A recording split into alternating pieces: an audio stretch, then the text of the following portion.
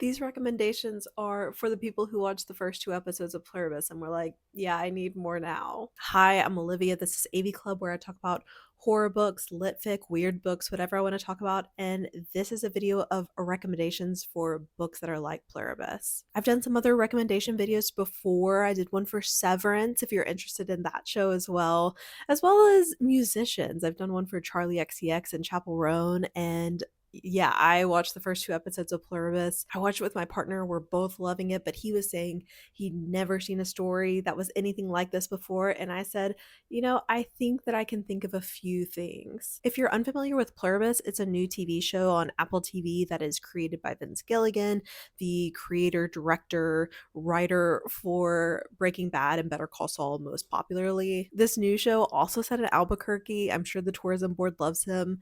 It is a post apocalyptic sci fi thriller where we're following primarily one character of 12 that are the only people that were not mind controlled into a hive mind during an event called the Joining. This hive mind has been able to take over through some sort of extraterrestrial virus, RNA. Not exactly clear. I don't even think they know exactly. Our character doesn't really know exactly. However, Carol is like a pretty miserable person. Interestingly enough, she is a writer. She is writing primarily romantasy books and hates it. She hates her life. She thinks her books are dumb. And yet she has so many diehard fans. That's where we join her first in the story. And honestly, in a different world, I would watch just that story. However, the story is a little bit different in that the hive mind does not really have bad intentions for our main character Carol or the 11 other people that are immune to the effects of it. In fact, they want to be as helpful as possible. They're not quite sure why those people are immune to it. They eventually want to greet them into the fold whenever they figure out the science for it, but until then, they're trying to protect them. And it is almost like this utopia that they're imagining, that they love being this hive mind. At least they're reporting. We're just 2 episodes in, so there's a lot left to get to. But if you're looking for something to fill the hole in the meantime, because there's only one episode coming out every week for a while, here's the book recommendations for you. Vince Gilligan said that he was inspired by science fiction tropes, Twilight Zone, and especially Invasion of the Body Snatchers. And this first recommendation is the most clear cut recommendation I could give. It's a book that I just read that literally just comes out this week in the US, and that is Shiny Happy People by McLeod Chapman. And this is almost like an Invasion of the Body Snatchers kind of story. And if you want something that gives that same uncanny feeling of all of these people turning just overly positive around you, and you just feel like an alien, even though you're still in your home, still in a world that you recognize visually, but all of the people have changed, this is the one for you. This is actually a YA horror, but don't let that turn you away. I'm not a young adult reader and I still loved this one. It follows a main character in high school who is kind of like in the outcast group of friends. However, there's like this drug that is going around the school that is turning everyone into toxic positivity incarnate, that these people are just always so happy all the time. There's other interesting things in the story that are like the talk to me scene where they're filming this drug on Snapchat and it seems like this really horrible experience, but then they come out of it very euphoric and wanting to go again. There is some of the gnarliest body horror that I've ever read written in this book.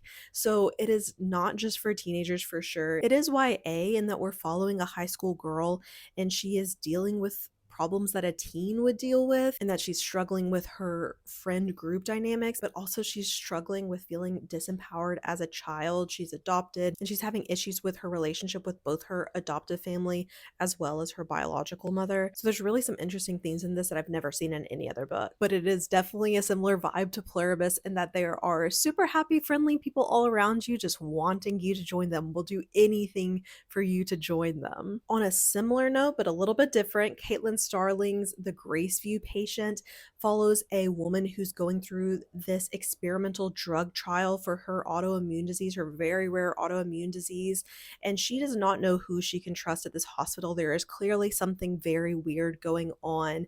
She doesn't know if she can trust the doctors. She doesn't know if she can trust the other patients, but there is something weird going on in this drug trial. And I don't want to spoil exactly how this relates to Pluribus in a deeper way.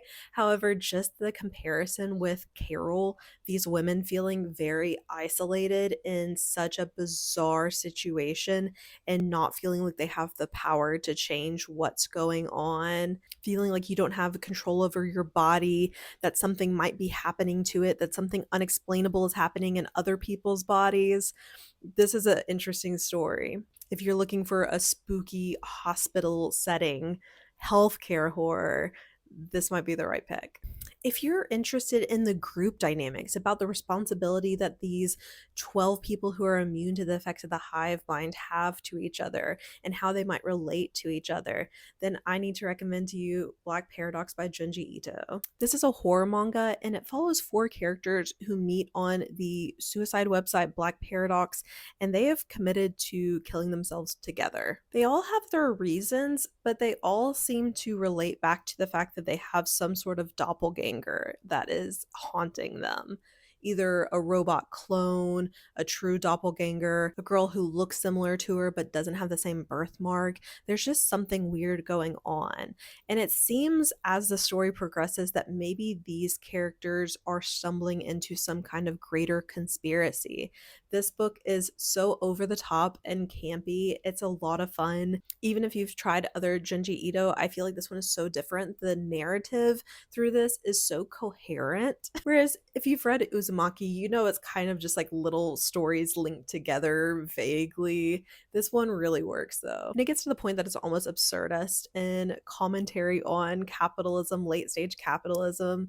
I had a blast with this one, and I think that the group dynamics are interesting, and I'm interested to see how the group dynamics evolve in Pluribus, because it seems like there are going to be some major issues between the characters and how they're relating to the virus-minded people. And I think we're already seeing glimpses into how we are going to empathize with the hive mind, the individual bodies of the hive mind, especially in how things were evolving with the pirate lady at the end of the second episode, that it does seem like she was conflicted on her responsibilities to Carol, that she had already kind of grown a bond with her just with their bodies, and that she couldn't leave her without her permission, and that even within this hive mind, like maybe there is something that is still individualistic. So I wanted to recommend something that's more of a modern classic sci-fi, and that's Under the Skin by Michel Faber, which follows an alien who is just doing what she needs to do to get by, which is kidnapping hitchhikers. Similar to how grotesque Carol finds it, that the hive mind is using even children's bodies and equipping them with adult knowledge, and that uncanniness, I think that you find similar themes in Under the Skin. There is something that is different about Isserly that we follow in Under the Skin, and how people sexualize her, how she knows she's being sexualized, even though that's not her interiority. The real strength of her body and the eroticism do not match up with what's expected of her. This book also oscillates between tone in a way that Vince Gilligan's work also does, where sometimes it's satirical and funny, sometimes it's dark, sometimes it's thrilling.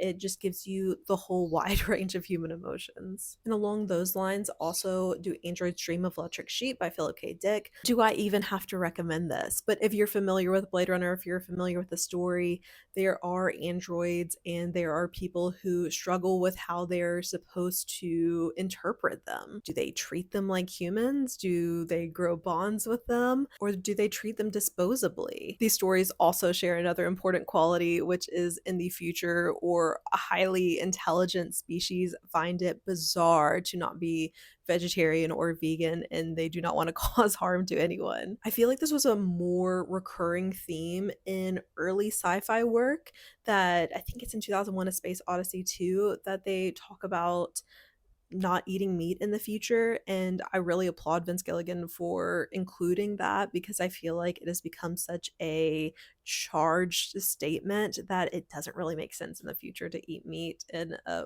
more utopian imagining of the world. But if you're most interested in really the hive mind part of it, then Bunny by Mona Awad has a hive mind of girls that are in a English writing grad school who are weird, bizarre, dark. I think that you would like that one.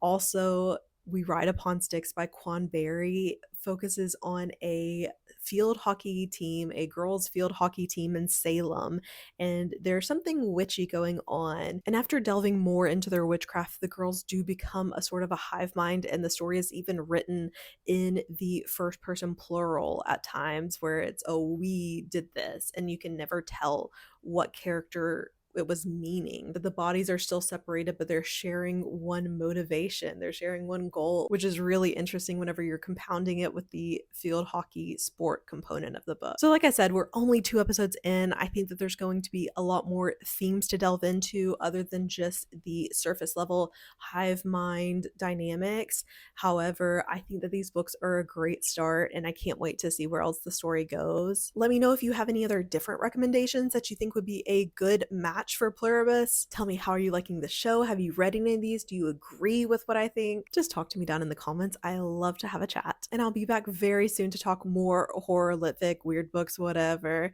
I will talk to you soon. Bye!